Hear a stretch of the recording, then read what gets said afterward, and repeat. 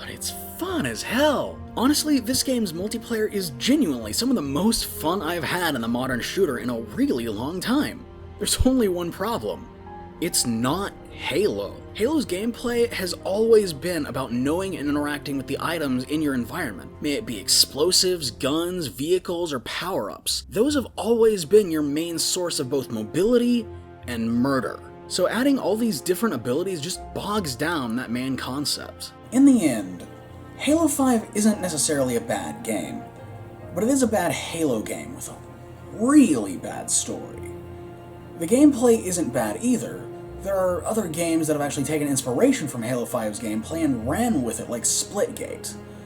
So, do I recommend this game? Well, if you're a die-hard Halo fan, you've probably already played it. And if you're trying to get into the series, I suggest starting pretty much anywhere other than this one, so honestly, no.